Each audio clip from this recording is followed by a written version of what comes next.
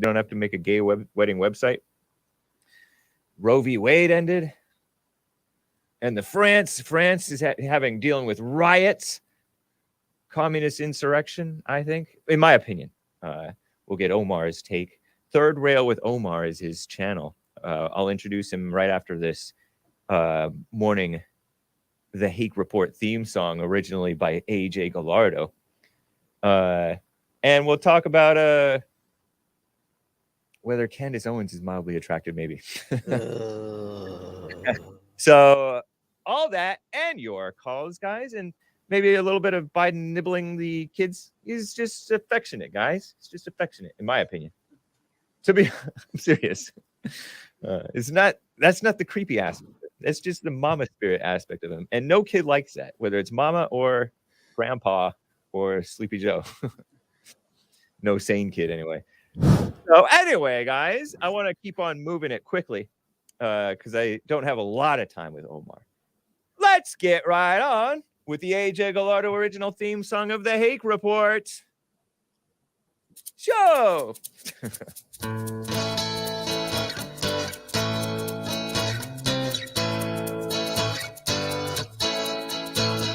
Oh, it's the HAKE Report, the HAKE Report, la la la. Oh, it's the HAKE Report, the HAKE Report, la la. Hey guys, I hope you're enjoying this Friday show. It was an excellent Jesse Lee Peterson show. Odyssey, no audio. Let me refresh the Odyssey. Nice. So beautiful. Oh, it's the HAKE Report, the HAKE Report, la la la. Oh, it's the HAKE Report, the HAKE Report, la la la. So, how you guys doing? I am fine. I'm wearing a plain blue shirt, so I don't have to spend a lot of time describing my shirt. It's like a nice powder blue. I call it powder blue, but it's not cobalt. It is a sort of a light blue. Sky blue. Let's not call it baby blue. Nothing baby about HAKE, right? So hope you're all well. Let me jump right in with my co-host. I am joined by a co-host in this first hour, Omar. Third Rail with Omar. Omar has hosted HAKE before as he interviewed me in December 2021. He's a New Yorker, originally from Yemen, I believe. Yeah. And he's also, you can follow him on Twitter as well, the Comforter_1. Comforter_1 on Twitter. Third_Rail is his YouTube handle. He's interviewed HAKE, but that one's private right now, probably to protect his channel. I can't blame him. And he's also interviewed Adam Green of No More News. Interesting interview. And others. He's appeared on the Crucible debate channel, as has HAKE. So, Omar, welcome, man. Hello, how you doing? How's everything? It's going well. Did I miss anything in your introduction? Tell the people about you. Nah, I didn't miss it. I'm Omar from the Third Rail. I'm from the first capital of the United States, New York City. Wow. I grew up in the mean streets of Brooklyn, New York. Still live there. Gonna die over here. Today's show is literally coast to coast. I'm in the New York and you're in Los Angeles, like the way you said it. How you doing, HAKE? Doing well, man. And you have your trademark sunglasses on. I've never seen your eyes with the naked eye. Well, it's a prescription. The whole idea is that my eyes, I got a dead eye. When I put my regular glasses, I look like a fish. I don't want to scare your viewers the first day I come on your show. Fair enough, man. I'm great. You were born in the States here? No, I was born in Yemen, but I came here as a child when I was like 7 years old. Oh, okay. But I grew up here in New York City. Never left New York City. And like me, you're in your 40s. Is that correct? I'm 43. Okay. I'm 43. Nice, man. Yeah. Did you know that it's White History Month?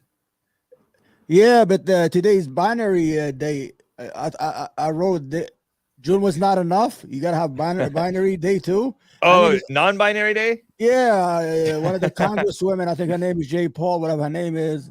I'm like, what happened? I mean, I thought you had June. You had a whole month. Right. It's like they want to take over the whole year. Yeah. It is strange what's going on over here right now in the United States. In Canada, they have the whole season. They took over all summer this is crazy. The Pride, false pride. Well, at least we got April. You know, Biden gave us April. The Arabs, we gave us April. Right on. Yeah, he picked a cold month. We're desert people. We should have got June, and gave the Pride month. We gave them April. You understand? Yeah. Yeah. So are you Arab? Are you white? Or are you both? I'm an Arab American. I was born in Yemen, but I'm a proud American first and most. I love the United States. I mean, I'm according to the United States, I'm white. Right. On the census, I'm white. Yeah. And there's a long history with that if you want to hear it, how we became white in America. Sure. In short, go ahead. Well, there was a policeman in California who happened to be from Syria in 1909. He gave a ticket to an American citizen. They said it doesn't count because he's not a citizen. He's sued. And then when he sued, he got in front of the judge. And because there were only three races at that time, there was white, black, and Mongolian, like the Asians. Yeah, Asians. Yeah. So they consider Arab as Mongolian. So when they went in front of the judge, he told the judge he was Christian, the Arab. He said, "Was Jesus a Mongolian?" The judge says no. So I said, "How can I be a Mongolian, and I'm from where Jesus was born?" And the law came into and they said, "Listen, these guys are." There was no Muslims yet, so they were all Christian Arabs at that time. You understand? We came later on in 1944, but that's how we became on the census. So you're Muslim. Are you Muslim or are you? I'm a Muslim. Yes, I'm a Muslim. Yes. Okay. Let's jump right into these topics, and if you want, we'll take calls. I have one guy on hold already. Whatever you want, I'm at your mercy. Let's talk about the Republican Party. You're not a Republican, are you? No, I'm not. I don't think there's a Republican Party right now. Right now, it's just a viral party of crazies, idiots, stupidity. The Republican Party left its main core of conservatism, family values, military. Talk about real stuff, like the Ronald Reagans, the George W. Bush. Not W, the father. The old real Republican. Right now, what you have it's a reactionary party of crazies in there. I call them moving targets with empty pockets. Every day they have this new target, but they have nothing to show in their pocket. It's empty. There's no money. There's no ideas. There's no real issues. Oh, critical race. Oh, it's the LGBT. Okay, you can give me some culture wars, but give me some ideas and agenda. You have nothing. Right. You understand? Who's the leader of the Republican Party? Margie Taylor Moore, Lauren Boebert. You understand? You don't have nobody right now. You don't have no real people with real ideologies in the Republican Party. What do you think of President Trump? Well, Donald Trump, I'm a New Yorker. He's a New Yorker. I understand him very well, and I speak his language. Donald Trump is everything is, how can I make money out of it? Or how can I benefit out of it? He's a real estate guy. He had the life we're living. Hey, listen, this apartment, somebody offered me 10,000, but I'm going to give it to you for 8. So, he grew up on that thing. Donald Trump has no ideology. He's not a real conservative. You understand? and he's imploding the Republican Party. The Republican Party is getting smaller and shrinking, and they closed the door. I can't believe it. Muslims have the same values as Christians. If you go to Maryland, they had a big demonstration against LGBTQ teaching in schools. Right. In Dearborn, Michigan, a large Muslim community, they shut down the whole school district because they don't want their children to be taught. They wanted to opt out, but they said you can't opt out. He said, "What do you mean we can't opt out? These are our children." Yeah. And these are low-hanging fruits. The Republican could attract them right away. Just, instead of putting a Muslim ban, how about, embracing these people, bring them into the tent. They share the same value as you do. They want a good education for their children. Because I live in this community. When I go to the coffee shops and all that, they're upset at the Democratic Party with their policies Right. when it comes to children. But when they look at the Republican Party, there is no home for them there. You understand what I'm saying? So the Republican Party is imploding, it's shrinking and shrinking and shrinking. This is my view. Eventually, they're not going to be able to win any national elections no more in 10 years or statewide election like Senate seat. The Republican Party have depended on the electoral college to win election. The last 7 election, they have not won a majority. Now, when they lose that, they have nothing to show, and they're going to become more dangerous, more extreme to the point. I think they might become violent at the end of the day. We saw that. This is my opinion. We saw that on January 6th. So they have nothing to offer, Hake, man. The Republican Party is dead. The last election, they didn't even have a platform. The whole platform was Donald Trump. That's it. They have nothing. You know how parties have a platform, what they're gonna do, and they had nothing to show. They're telling the people that you are idiots. We don't care what you think. We're not gonna tell you what we're gonna do for you. You're just gonna follow us. And what they're doing is they're ignoring the real problems of the poor whites in the Midwest and South. They're not offering them anything. They just tell them, they're giving them culture war issues. Right. They need jobs. They need education. They need healthcare. If you go to rural America, they have no hospitals. Hospitals are closing. If you had a heart attack in some states in the Midwest, it takes you 2 hours to get to a hospital. So you understand what I'm saying here? The Republican Party is not offering anything right now. They are just a moving target with an empty pocket. They're broke. I think that President Trump had breathed new life into the Republican Party because I think the normal voters, normal people have gotten exasperated with the rhinos, the people who are reactionary. That all they do is just pretend to stand up against abortion, pretend to stand up against the transgender LGBT stuff, and pretend to stand up against the unchecked illegal immigration and all that.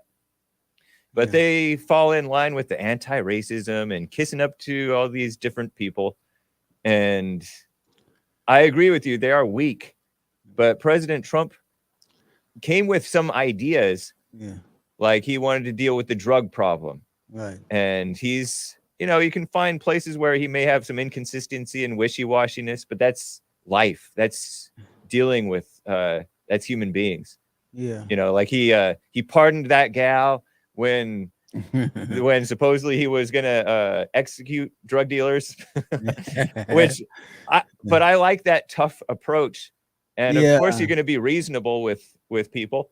And I think President Trump is a reasonable, practical man. And you're right, I don't think of him as a conservative. I think of him as just a practical man who wants the best for. In my opinion, he wants the best for the country. Okay, can I talk? Yeah, go ahead. Okay, I'm gonna tell you that what Donald Trump did, he awakened the sleeping giant. He came and he awakened a lost generation of poor whites in the Midwest who had been devastated by NAFTA, by the closing of factories. These people were forgotten. They were drinking themselves to death in bars. They refused to move to cities to get new jobs. When they lost their jobs, they were dying away. He came and he brought them all out. They were forgotten. So they came out and they voted. But the problem with Donald Trump is he didn't do nothing for them. For 4 years, all he did was the tax cuts for the rich. He never did anything that is tangible for these people who support him. Those people who come to his rallies are poor people. And he was trying to take away their health care, the Obamacare, whatever we call the affordable care. Most of them are on that health care system. The whole idea, Donald Trump is not a man of ideas. He has no ideology.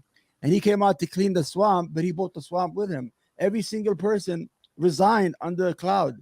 The interior cabinet, the other guy, or I don't know, the Zink, whatever his name. Everybody was in it for the money. Even his son-in-law, he bought a nepotism to the White House. Jared made $2 billion 2 months ago. We don't know why. Why he got that $2 billion. Donald Trump, okay, he was saying the right thing. He was a populist. Believe it or not, he was the Bernie Sanders of the Republican Party.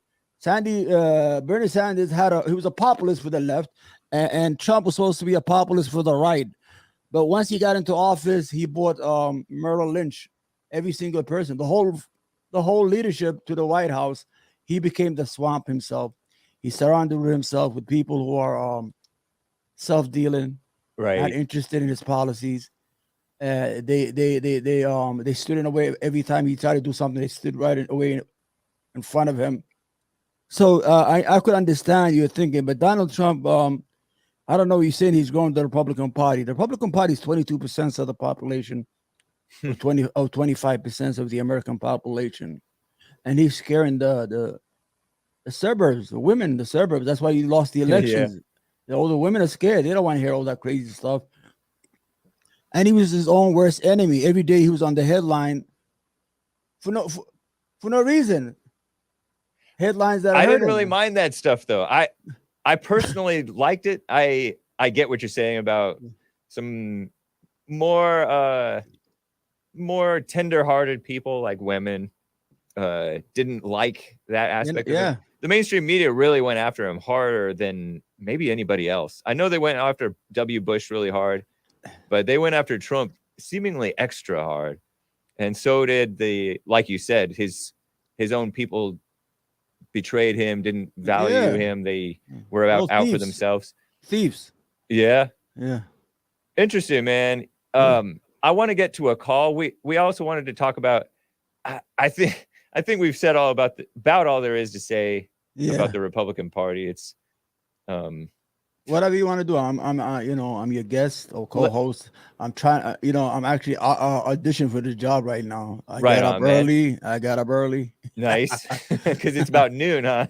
Yeah. Well, that's what I was gonna suggest to you. If you had your show maybe on prime time, like 8 o'clock, 6 Eastern, o'clock, 8 Eastern, 5 Pacific. That's funny, man. There's a lot of people. I mean, that's what most of all the shows come on, like the Crucible. Everything comes on that time. You're a veteran? No. I support veterans. Okay. Yeah, because 6,000 veterans kill themselves every year in the United States, which is a shame. Yeah, that is. It is a shame. I want to talk. Go ahead. What were you about to say? Go ahead. No, we have lost since 2001 120,000 veterans to suicide. That's like a war.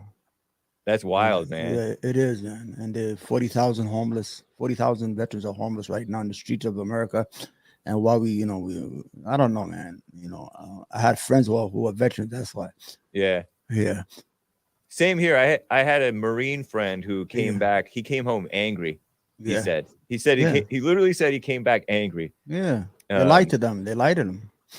How did they lie? Who lied and what was the lie? Well, the weapon of mass destruction. There was no way. Iraq. Yeah, my buddy came back from Iraq. Yeah, it was all about money. Halberton, Dick Cheney made money. It's all about money, and they sold these poor people, and they got killed. They're coming back crazy. They're sick mentally, and they're killing themselves over war that should have never fought, over money that we lost, trillions of dollars we should have never lost. We could have needed here. It was a war of fucking lies. Oh, keep it clean, man. Keep it clean. Oh, sorry. No worries. Sorry, kids. Sorry, guys. It's in New York here. We're bums. Yeah. What happened is we were gonna go to your show. I don't want to keep on interrupting you, but no, you're fine. It was supposed to be America's century because the Soviet Union collapsed. Everything. We didn't need those wars. Those wars hindered our century from becoming a great nation, wealthier. Instead of we got into these dumb wars that we should never been in. Lost like $2 trillion. I mean, it was a mess. It was a mess what they did to the United States. That's one of the reasons I forgot to mention that I appreciate President Trump is that he was not eager to get into these wars. Yes. He was a man of strength, and a man of strength is a man of peace. Yep. Whereas Biden and Obama, Russia did what they wanted under Obama and under Biden. And look at the problems. Now we're subsidizing a war in Ukraine that's only killing people on both sides. And I think that both sides are probably evil because, war is evil. It takes two to fight. And we could end it by not supporting Ukraine anymore, but Globo Homo doesn't want to do that. Yeah, the problem is. Would you consider voting for Trump for that reason? Yeah, if Trump. I like Trump. He's a New Yorker. Yeah. I understand him. I don't know. New Yorkers understand each other. We have this. We boast a lot. We talk a little this garbage. That's the way we are. I mean, by nature.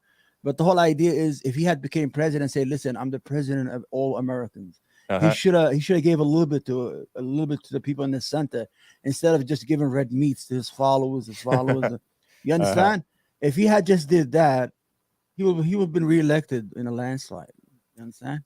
I feel Because like he tried to do that, but that the people, the media does not want unity. no, They don't. want division. No, they made a lot of money love from his fighting. presidency. Yeah. Their ratings. Oh were up. yeah, definitely. Even now, everything to Trump. 24 hours. Trump did this. Trump Right. did that. Trump. They're making a lot of money off the ratings, I and know. they don't care. And they don't care about the country. I think the worst thing that happened to us is these cable networks. They have 24 hours of free time. They don't know what to do, so they have to fill these hours with everything they can with lies. You want to get to the call? We don't want to, Yeah, we don't want to hinder the viewers. Okay. I want to talk about France, the riots going on there, and I have a caller who has a French history thing from way back. Denny is in Bulgaria. He's been on hold all hour. Denny, how you doing, man? Doing well, gentlemen. How are you doing? Fine. You're live with Omar and Hello. the third rail with Omar. Glad to speak with both of you. I'm calling with a little bit of a history lesson. Gentlemen, happy White History Month. Thank you. And I would like to highlight some historical interesting facts. Hey, Mr. Hake, I just wanted to tell you about Napoleon, since I watched your program either yesterday or the day before. You were talking with Hassan about Napoleon and how he came to power and why. Yeah. Real quick, if I have time, sir. After the Crusades ended, the papacy declared that the image of the man in general is wrong. It's rough, it's inappropriate, and it shouldn't be displayed. So this is why through all of the Renaissance, if you just Google portraits and stuff like that, you will see that the novelty, and everybody, basically, not only the novelty, but everybody, they all had long hair, the feminine side. At the end of the Renaissance, you were barely able to make a difference between the king and the queen, to say it that way. Okay. The wings, everything. And Napoleon came, and he demolished all of that. This was encouraged by the papacy. All of it, so that the image of the man cannot be that rough. When Napoleon came to power, he removed all of that. Even he was long-haired and everything at the beginning, got his own hair once he got into power, and the Pope excommunicated him. Mr. Hague, do you know what happened after that? No. Napoleon sent one of his generals, and they arrested the Pope for crimes against God. Because to insult the image of man is to insult the image of God. And after that, he arrested a couple of more popes, just to be certain. So that whole thing, men acting like women and women acting like men, that happened about 200 years ago. And although 200 and something years ago may seem a little bit long time, and Mr. Hague, the church that I'm visiting is 16th century old church, right? So 200 years is nothing. I just wanted to say that because some people might be worried. What's going on? The world is going to end. The world is not going to end. Things are fine. Nothing new is happening. Everything that's happening right now had happened before. Those things are happening. It's part of society. And you know how Mr. Peterson always says that God needs only one? Yeah. Well, Mr. Hake, I don't know how God does it, but there is always this one. It was Napoleon. Back in the Roman days, it was Hannibal Barca. Tons of examples. But there is always this one. I don't know how God does it, and fairness doesn't matter, and I don't care. But that's exactly how it works, sir.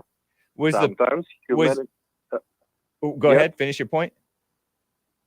Sometimes humanity goes to the wrong way, and after that, it's being reminded that this is the wrong way.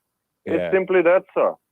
Was Napoleon right or wrong in arresting the popes or the priests for crimes against God? Excellent question, sir. And actually, that also highlights what your colleague just said. I can't say because, from my point of view, as a Christian, it was the right thing. But you don't know. True. And Mr. Hake, I apologize. I'm a little bit sick, sir.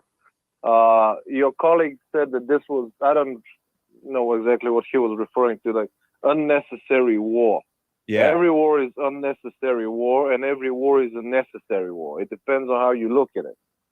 Mr. Hake, let's say you own a company that produces bullets and bandages. I'm pretty sure that from your point of view, war is necessary. Right. Because you have to eat something, right? Let's say you don't own a company that produces bandages and bullets. Well, yeah, war is not. There's no such thing as necessary and unnecessary and right or wrong. As a Christian, as a man who believes in God, I believe that Napoleon did the right thing. However, Napoleon did 7 or 8 mistakes afterwards. I'm not going to talk about it because it will take a lot of time. I know how busy you are. Maybe I can call next week and tell you more. But yeah, I'd appreciate that. I think Napoleon did what he had to do. Yeah. Let's say like that. Was it right? Was it wrong? From Napoleon's point of view, yes, it was. From the Pope's point of view, highly unlikely. As Mr. Peterson, and if Mr. Peterson thinks that the current Pope is ticked, I assure you, sir, the previous one was even more ticked. I would think so. Especially once he got arrested. Oh yeah, I wasn't there, but I can imagine. Well, thank you, Denny. So, indeed, sir. With that said, Mr. Hake, I would like to wish your colleagues and your audience all the best. Kind regards, and God be with you, sir. All right. Thank you. Thank you. Thank you, Denny. Take care. Have a good day. You as Bye. well. Are you pretty religious, No, Omar? No, but I do pray 5 times a day. Oh, okay. That sounds Yeah. pretty religious to me. Well, there's people extreme, like they put their religion on other people. They try to preach. I don't do that. I just, it's a private matter. Oh, okay.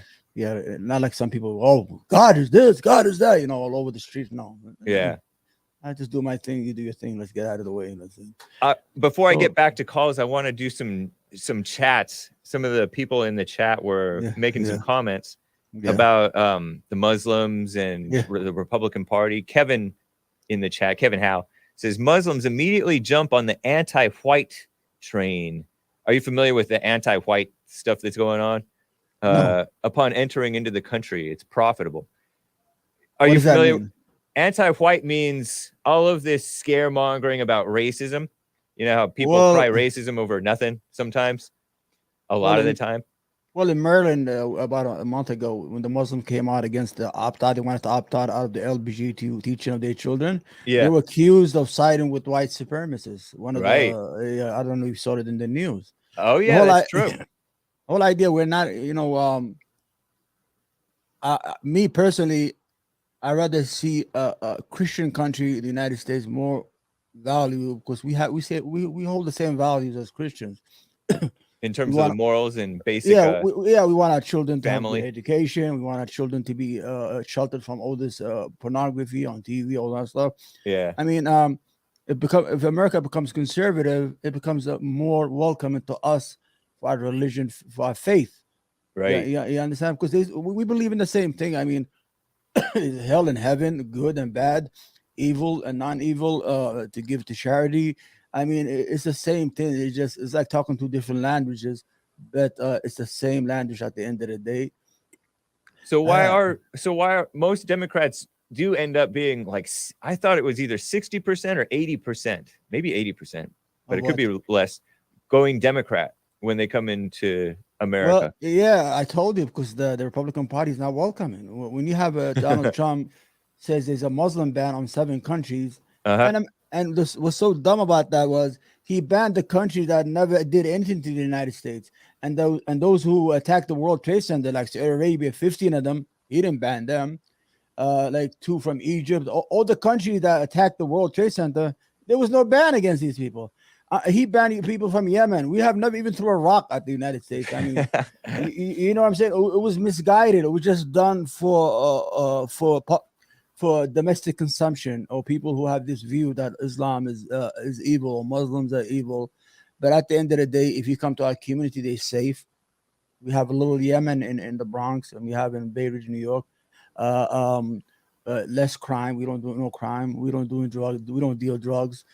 I mean, we're law abiding because we appreciate the new freedom we got in the United States, and we appreciate the economic benefits that we have benefited as the people who have migrated to the United States. My problem with a lot of the Muslims is they seem more concerned about this Islamophobia thing, though. They develop this victim mindset, and they start to go against, like Kevin House said, go against the whites and call them racist and stuff. Yeah, you see, you got to be careful. There are people who have turned this into an industry. Right. I lived here all my life. I never had any issue with no white people. I was in business, in retail business. I was very successful before I got sick and I retired. I never have any issue. Never went to a meeting and said, "Oh, this guy's white, man. I don't know. He's gonna give me." No, when we're in business, all about making money, right? How to make deals, how to exchange ideas. I mean, when I went to the banks, I got loans. It was white people in front of me. I didn't say, "Well, I wonder if this guy Jim, he's white. I think he's gonna hate me. He's not gonna." No, it's about criteria. You understand? Yeah. So industry is a cottage industry. That's what you call it here in the United States. People make all these organizations. They make money out of donations, and they create something. It is like a problem. It's like trying to solve a problem that doesn't exist. You understand? You have some racism, of course you're gonna see that racism, but you cannot condemn a whole group of people, or the majority of the United States is white. How can you say that? If we just banned the new ones from coming in, what do the people who are already here care? Well, the people here, like they don't want illegal immigration. Right. They have chain migration. Like for example, when my grandfather came here in 1953. Okay. He used to work in the British with the British, and then he bought my father, and my father bought me, and now all my family is here. All my children are born here. Everything here, you know. But the whole idea, a lot of them still have family over there. They're like, well, right. What I'm gonna do with my wife if I can't bring her in, or my mother, or my father? You know, I live here good. I have a good life. I want to bring my father to live with me and enjoy what I'm enjoying here. And especially in certain countries, there's a lot of war. There's a lot of conflicts. So I'm against immigration. The other day I was in this show. It's called, I think, the WIC TV. I was saying that whites should remain the majority. All the whites got mad. I said, what's wrong with you? Right. I'm here saying that don't mess around with the population pyramid. Keep it nice and stable. I mean, you don't want to overrun the people who are already living here. Right. If I was white, I don't want to become a minority in my own country. You understand? Yeah, you can have immigration, but you have to have immigration that is regulated, that we could benefit economically, and keep the food pyramid as it is. By the food pyramid, you mean whites the majority? Yeah, the population pyramid. Yeah, you don't want to do that. I mean, of course you're gonna have a knee-jerk reaction from them. They're gonna get upset. I mean, they might turn violent because I'm from a region that if one group gets one more seat in parliament, a civil war starts. Wow. So what I was saying, listen, guys, and the two whites in the panel, no, we should not. We want immigration. Listen, I said, my gosh, stop. I think this is guilt. This white guilt you're having right now. Yeah. Relax. I mean, I'm a person. I study political science. I have an associate degree. I understand that the framework of societies. Sometimes when you throw like like it's like standing by a pool and somebody jumps in the pool and gets everybody wet. You understand? Yeah. So you got to keep the population pyramid as it is, 60-40, 65-40, whatever it is.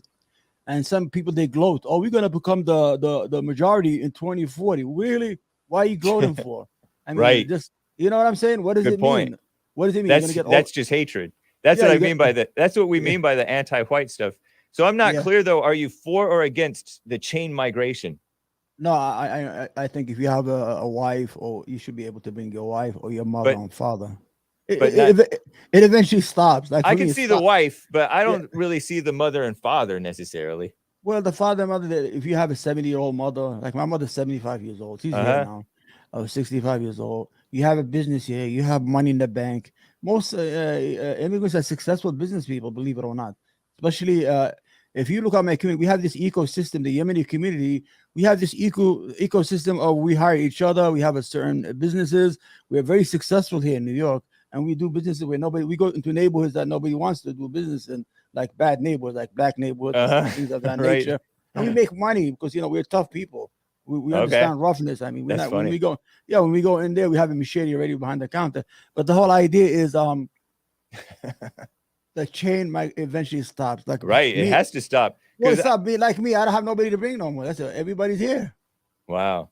You understand? What I don't have. The only thing I have is that's my native country. That I was born there. I might want to go visit one day, but I don't have no more relationship with that country no more. Like Italians, like Irish, they did the same thing. Everybody came in here, they cut off, and that's it.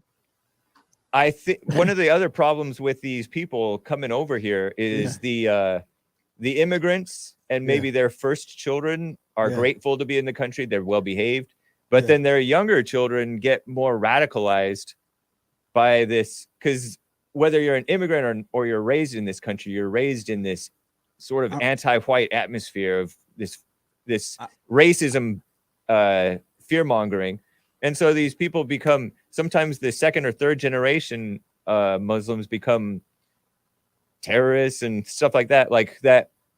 Is it Omar Mateen, the guy who did the Pulse nightclub? Was that the guy who did the Pulse nightclub shooting? He was the son of an immigrant. Yeah, but his problem was he was homosexual and he was fighting his homosexualness. You think so? I don't know if is that established fact, or are you just speculating? No, it is a fact. They talked about it that he used to go to gay clubs all the time. I mean, why would you go to gay clubs? He was fighting that. He probably was. His parents were religious. But he declared it. He complained about ISIS in his thing. He was like, oh no, not ISIS, Syria, bombing Syria, or something like that. Because Obama was doing something.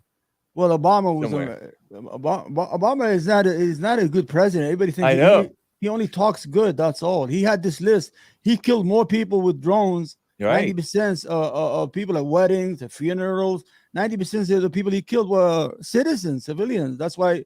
So I don't know. Obama didn't do nothing. I mean, anything. He just talked the good talk and everything, and he made money at the end of the day. But anyway, but my point was let me go back to the Muslim children. You said. I'm going to tell you what's going on with the Muslim community. The issue is not anti-white. The problem is they have an identity crisis. They don't know who they are. If you go to certain neighborhoods, you'll see young Muslims. Their pants are down, they're to their knees. They think they're either Spanish, they think either they're black, or they have embraced this rap culture. There's an identity crisis in the Muslim community because we don't have a social net to embrace our children. So our children are being influenced by the streets. If you go to Beirut, you see these kids in the corner, they're bombed. And then the young people, when they become more pro-Muslim, they're more susceptible to be radicalized because they see what happened to their culture getting messed up. Yeah, but I mean, going into the Western world. Yeah, I could understand that, but very little that you're gonna find that. I know it's very little, but it still happens. It does happen. Yeah, well, I mean, it's very destructive. It's like the Boston Marathon bombers. Those guys, the Tsarnaev brothers, they were like refugees or children of, and Russia warned us against those guys. You know what they're from, right? From Bosnia. They're white. They're from Europe. Yeah, I know. But they were like white Muslims. Yeah, the Europeans. And the whole idea is, if you're gonna take that into consideration, look at the mass shooting we have in schools. All these people, I mean, the majority of them are white, like that are in school shootings. Are we gonna say, well, all the white people are crazy? They're shooting these school kids? No, you cannot blame it on the whole society. We have to deal with the messed up culture. I'm going to tell you what's going on. ISIS, we could go into depth. I think ISIS was just nothing but a Mossad intelligence operation where they created this area as a Muslim to bring all these young kids in there and kill them. We were arming ISIS for a while in America. Yeah, well, the whole idea was, I think, when you want to catch a mouse, you put cheese, right? It comes out and gets killed. They created this environment. They're going to make this Muslim state and Islamic state, whatever it is. And all the extremists went there from all over the world. And they were all killed. 40, 50,000 of them were killed. Anyway, you want to go to the French thing? I wanted to. I don't know the guy, the caller who was talking about Napoleon. Okay. I'm going to tell you why the French are having a lot of problems right now. All right. The French occupied Algeria and the North African countries for more than 130 years. Algeria, they kept on telling the Algerian that you're French. They forced the language on them, but at the same time, there was racism in Algeria. You had the French who colonized Algeria. They were living good, and they behaved very badly toward the Algerians. So when the Algerian Revolution came, they wanted independence. 1.5 million Algerians were killed by the French in the 1960s and 1940s. I'm not talking about centuries ago. And a lot of them were immigrants because they were one country in France. So they still have this deep hatred of the French, what they did in Algeria, with the occupation, with the murder and the kill of 1.5 million Algerians. Was that a war? Was it a riot that was put down, or how did they No, kill? no, How did they well, kill 1.5 million in the? well, You said in the well, 60s? Yeah, well, the Algeria's war of independence. They want to be independent on France. Oh, but France. So it was a war. It wasn't just like a straight murder. No, it was a it war. was about 10, 12 year war, but 1.5 million Algerians were killed. Imagine to say that there were a lot of French who must have died too then. Yeah, but I mean, the French were more superior. I mean, they had better weaponry. These guys were desert people. They didn't have that same weapons. But the whole idea is that why would you kill 1.5 million people because they want their own independence, and then you're supposed to say, "Oh, everything is okay right now. We love each other." I never heard of this war. I don't know history. You got to look it up. The Algerian War. They call them the 1.5 million martyrs. The martyrs. They died. Martyrs. Martyrs. Yeah. See, that's what I don't like is that victim-minded stuff. Well, they say that war. 1954 to 62. Yeah, they killed more than 1 million. And the whole idea, if you got to look at the Blackfeet French. They used to call them the Blackfeet. The French who lived in Algeria for a century and a half. They were. But the problem is they created these ghettos for the natives, and they created this elite class of French who lived in Algeria, were born there. They consider themselves as Algerians, as French. But they never embraced the regular population and bring them into the fold. So you created this hatred. When the revolution started, it just went wild, and all the French were kicked out, and they've been living there for centuries. And they called them the Blackfeet. And when they came back to France, they were treated badly. But there's a lot of Algerian in France. They've been living there because of the occupation. They're French citizens. I think it's been happy. They've been kind of neighbors for hundreds of years, right? No, the population is 15%. I think Algerians inside France. There's about 5 million descendants of Algerians. All right, and there's a lot of they live in areas like what we call here inner cities here in the United States. Right. They live in projects. They live in poor part of France. Yeah.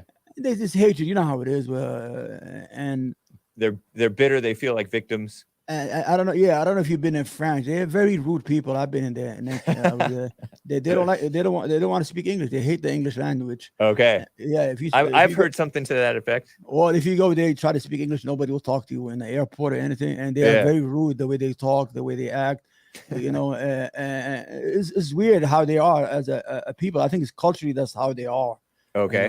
Because you can see in Quebec in Canada, they want their own country. They still don't want to embrace the English language. They don't want to embrace Canada as a English speaking. They still are holding to their French heritage, their French language, and it is weird. They are strange people, and they're gonna have more problems because they have laws against women wearing a scarf. Scarf. Yeah, the head scarves. Yeah, they don't want that. They have laws against women, like Muslim women. They have this Islamic. When they go to the beach, they're like divers. The way they dress all and they go to the beach, they outlaw that. It's like weird. You rather have a naked woman in the beach in front of children than a woman who's dressed fully and wants to swim in the beach. Yeah. Are they concerned about bombs underneath the bikinis? Yeah, no. If you're gonna go to the beach, I don't think you're gonna bomb anyway. You there to get a. I've thought about it I'm not that I've thought about bombing, but I've been concerned. I've watched anytime I go to a crowded place, like I go to Santa Monica. I'm kind of like keeping my eye out because I don't know what somebody might try to do in a crowded beach. I'm gonna tell you, you're more to be killed by a mass shooter than an Islamic terrorist. But still, you want to be since 2000. Both things are happening. That's why I'm concerned. No, but can you name the guy in the gay club? That's it. Oh yeah, the Boston Marathon bombers, Tsarnaev brothers. Two in 20 years, but we have No, man, but there's been mass shootings right here in San Bernardino. Yeah, they had that. But Yeah, they're 3% of the population or less, and then they're like a whole lot of it. Yeah, it happens. Yes, mass shootings happen. I don't want that either. I'm more afraid to go to a mall. I always tell my wife, stay away from the malls now. No, because I don't want to spend the money, because when I go with the wife, she wants to kill that wallet. So I say, listen, there was a shooting in Texas in a mall. Are you sure you want to go to the mall?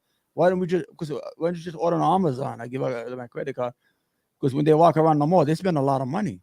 You understand? So now you're more to get mugged or get killed by a mass shooter than you are to be killed by an Islamic terrorist. And that's fair enough. And I condemn terrorism. I think that if anybody does, they should be executed right away. I mean, I agree. Because if you're going to create chaos in a civil society and start killing people for no reason, then you are a fucking sorry. You are an animal. Kids. You are an animal. Sorry, kids. I apologize. You are an animal. You're a terrorist. That's it. I mean, you should get what you deserve. Getting back to this division between the French and the Algerians. That's what's going on. Yeah. I wanted to point out that war, that Algerian war, it was between the French people and the Algerian National Liberation Front. When you have something called the National Liberation Front, that sounds radical, violent, potentially communist. I don't know, but it sounds kind of communist to me. You're familiar with communism, how evil that is. I hate it. Yeah, I hate it because it's not just the French who were evil to the Algerians. The National Liberation Front was evil to the Algerians and the French. Okay, but I'm going to put it to you in content. During that time, you had the Cold War, right?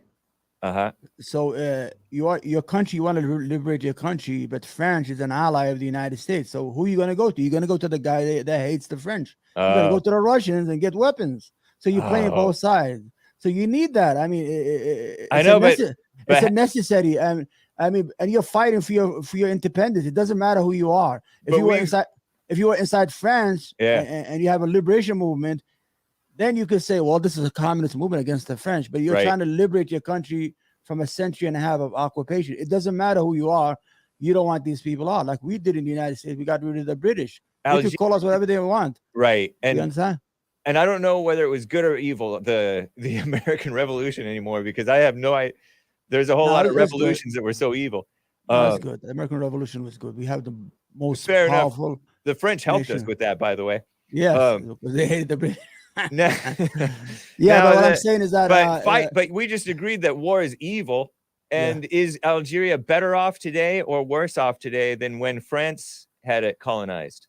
Well, it was more racism there. If you got to see, there's a. But I'll take racism over destruction any day. Look at South Africa. Yeah, there's a documentary called "The Blackfeet." It talks about the French who lived in Algeria. They called them the Blackfeet, I think. If you look it up, I saw it. They were very, very. I mean, they didn't even include them in daily life. They lived in. Imagine you were born in your country and you don't count. And they see you as a second-class citizen. But I'm kind of seen as a second. I mean, because South Africans, the South Africans, they lived there for centuries. The Afrikaans, whatever, the Dutch. Yep. But these people, and they consider themselves Africans. Right. But these are French. They didn't. You understand? It was a vessel. So, but I get that it was maybe unfair, and but is it better off today or worse off today? I mean, it's okay. I mean, Algeria is okay. I mean, they got oil. It's a rich country. Okay. They have a lot of gas. Just because there are people who are rich there and companies that are rich there and the government may be rich. Are the people rich and well-to-do? I mean, if they're in ghettos in France, are they really that rich in Algeria? Well, I mean, the whole idea is that in Algeria, they probably live the same. I'm not familiar like how they daily. I've never been there, but I can tell you that sometimes nationalism overcomes nationalism, pride overcomes wealth and money. Yeah, true. Because you understand, Algerian nationalists. Nationalism in their own country, not inside France. We're talking about inside their country. I know. Why would you want to have another people occupy you and see you as second class in your own country? I get it. Yeah, the whole idea in France is there's no embrace of our population. Our population is unemployed, unsuccessful. I don't want to say it. It's like some minorities here in the United States. I don't want to say the word.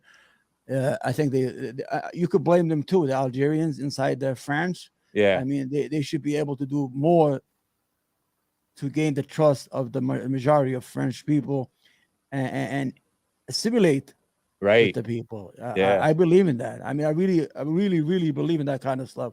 And I am against immigration, like mass immigration, Right. even if it's legal in the United States. I don't think we should have that. I mean, we should have borders. We should have, I've been saying that all the time. And I'm an immigrant. You I know.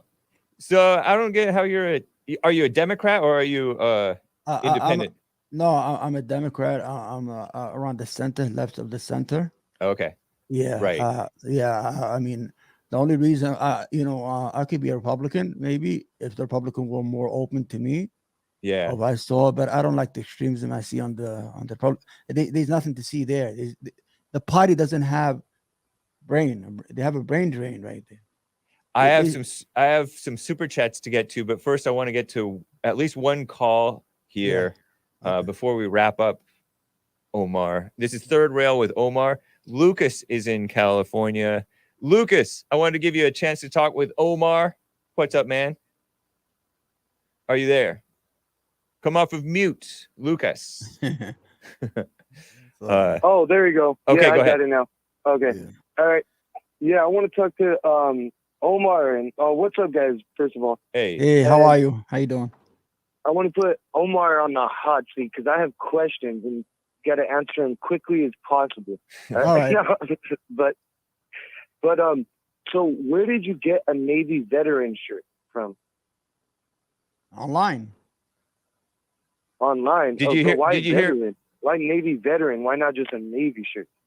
I have a Navy shirt right next to me, but I support veterans causes. You didn't hear in the beginning of the show. I'm a person. Okay, I know. It's just to a lot of people. Yeah, it's misleading, especially if you're on a big the whole radio idea show is, like HAKE. Well, listen, I told HAKE before that I have this thing for veterans. I think they were misled in wars. They die in large numbers. 17 veterans kill themselves every day. Imagine that, 17.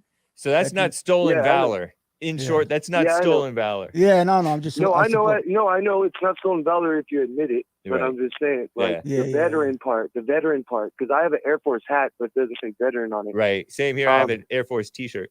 I have all that. Yes.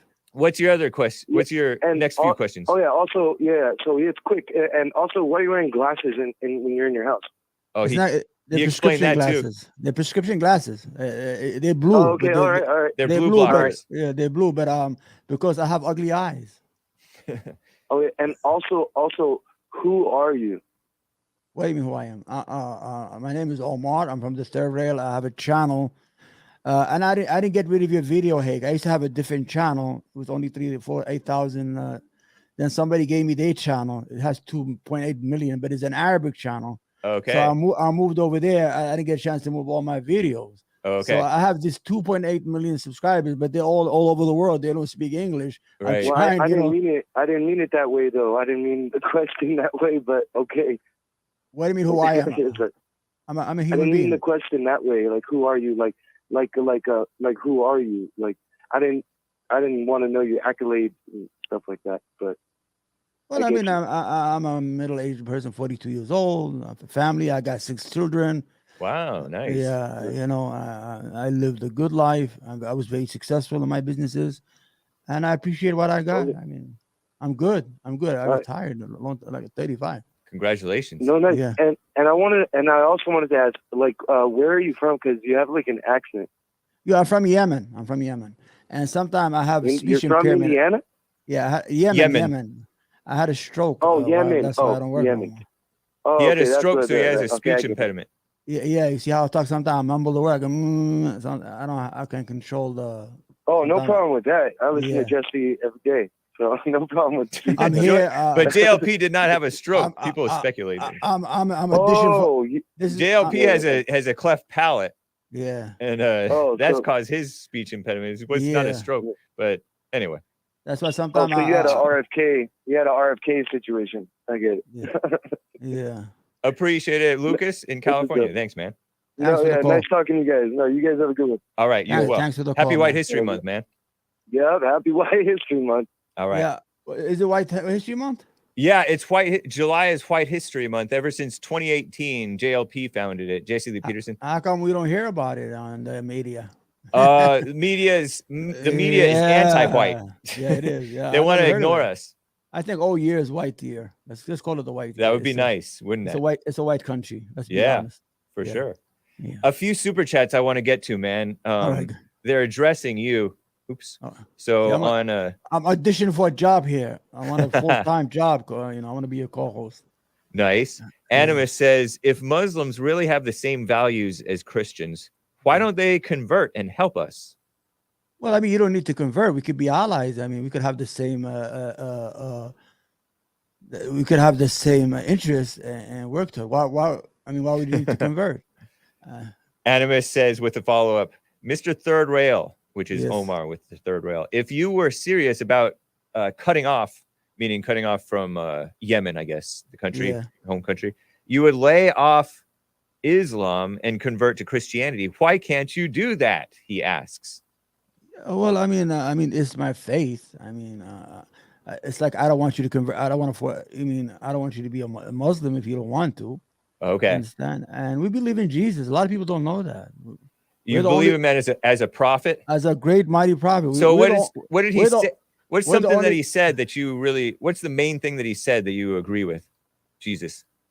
Well, Jesus was sent to we believe that religion, the first religion was Judaism, and then Jesus came to lay down the law, to recorrect, because they strayed away. The Jewish people strayed away from God, and God used to send prophets to bring people back and bring his word or his laws. Because Jesus said in the Bible, do not think I have come to change the laws, but to confirm the laws of Moses. Jesus did not make any laws. People don't know that. Christianity did not. Right. Jesus did not even make one law. He came to affirm the laws that came before him that was laid down by Moses.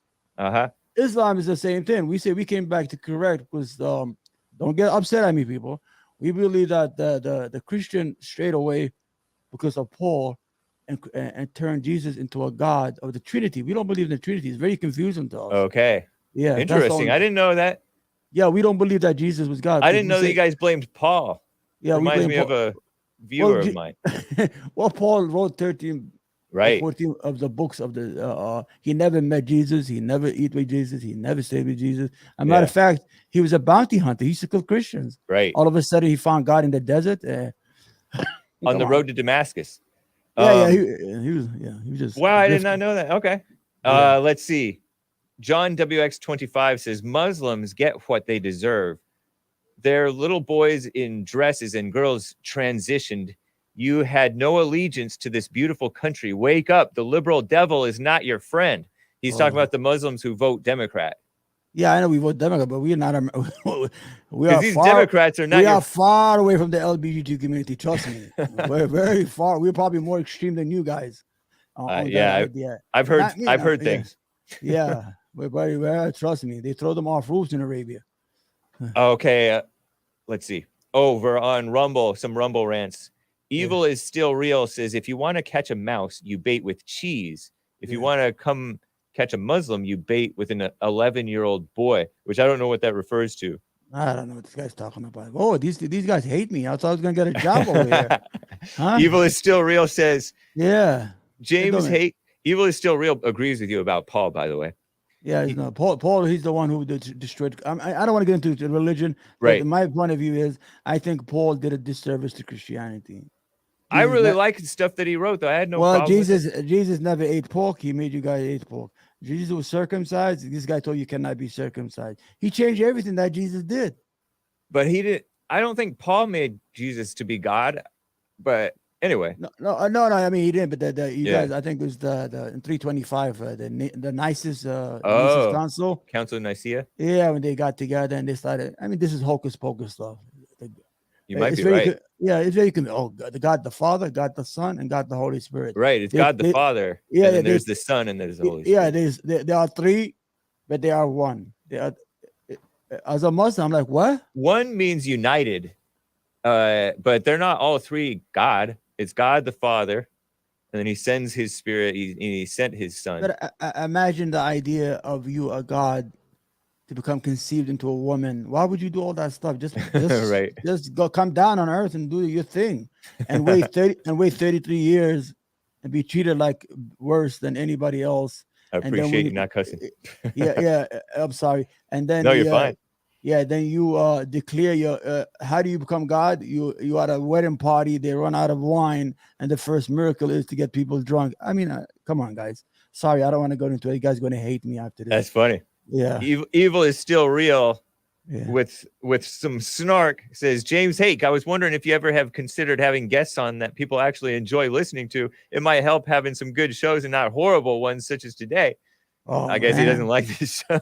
Gosh, man. Okay, so Evil is still real says us white Christians value our belief that Muhammad R-worded, aped, and his 9-year-old wife, maybe when she was 11, and his PDF file child R-word or. Do Muslims share this value with us? He says. Okay, I'm gonna give you something interesting. In 1890s, in the United States, the age of consent to marriage was 10 in 35 states. 10. And in Delaware it was 7 years old. 7 years. So are we gonna call Americans 7? Age 7? Yeah, and I think Where? it was Delaware. Look it up. Look it up. Okay. So are we? This is during the Industrial Revolution. Are we going to call Americans pedophiles at that time? Consent to work or consent to the marriage? Marriage. In 35 states. You look it up. The age was 10, and Delaware, I think, was Delaware said, "Listen, hold my beer. We're going to bring it down to 7 here, right? Because we're going to out the." So, and that's Muhammad. That's in the 6th century. Times. Yeah, well, people were living to age 25. So at 9, 10 years old, you consider middle age. People died from diseases. The Virgin Mary. She was 13 when she conceived Jesus. That's what I've heard. I don't know if they've confirmed that, but according to the Catholic religion, I don't know, encyclopedia, she was 13 or 14. Are we going to call God a pedophile? Come on, guys. We lived in different times, but I agree. I think they've gone the opposite extreme to where they're making people are overgrown children now in their 30s and 40s and okay, I'm going to give you 60s. Hake, I think a 15-year-old in the Middle East has the mind of a 35-year-old American. Might be. Because they're well established. They have to get established right away. Here, you have these people, they still live in their mother's basements. Yeah. Or play basketball in the park all day. They don't know you understand what I'm saying? I get you. I get you. Come on, guys. I'm trying to win Hake over here. Come on. No, I get you. I appreciate that. Jabrail NPT. Jabrail he's one of my white Muslim listeners. He says this is the best show. What the? Thank you. Well, you have to have a different. We can't. Me and Hake. If we agree, then you don't have a show. Right. Then so I have to feed off Hake, and I gotta be the opposite. I really do. I do think differently than Hake on certain items, but I think isn't that better? I mean, it'll be interesting. You have somebody to hate and somebody to love. So you'll come every time to watch the show. Like Hannity and Combs. Yeah, you have to. Oh, God, rest in peace, Combs. I'm going to tell you, I have this idea. I think if you go prime time, you'll do better. Well, I appreciate the suggestion, man. I appreciate you coming on. I got to wrap up. Up this hour. We're overtime and get into the music. But tell the people how to find you and any last parting comments. Omar. It's not I want to thank Hake for having me on. I appreciate it. You can find me at the Third Rail. I'm not streaming that much because I got sick. I had respiratory issues. Anyway, I appreciate for being on the show. I appreciate Hake for having me and welcome me to his platform. I wish you would have me again. I suggested this to you about 2-3 months ago. I know, and you reached out. And I really want to have a voice in your community, your followers, and things of that nature. Maybe you could win me over, guys. You understand? Yeah, that would be great. But I really do appreciate it for being here. I think you have a good show. You have, sometimes you're a little harsh because you don't have a filter. There's certain people, right? Who don't. They just tell what they think, which is good, but sometimes scary. Like Donald Trump, he just tells you what he thinks. He doesn't have a filter. Yeah. You know, they have them. His lawyers will say, Donald, when you go in there, don't say that. Don't say that. Okay. And they go and say what they said that don't say. You understand? He doesn't have a filter. He told you what he thinks. Anyway, I appreciate you, Hake. Well, thank you, man. I wish you well. Get well. Thank you. I'm doing well because I was, I have a. Was it the virus, the China virus? No, they said it was different, COPD. different issue. COPD. Okay. But then they said it was asthma. I haven't smoked in 20 years. I don't know why I would have that. I quit Nice. 2000, 2004 when I was like 20 or whatever it is. Right on. And, but I'm okay now. I'm doing good. I'm taking medication, inhalers and stuff like that. All right. And thank you. All right. Thank you, Omar. Take care. All right. Take it easy. Thank you, guys. Thank you for being patient with me. Take care. Nice. All right. Thanks a lot, buddy. All right. Take care. Guys.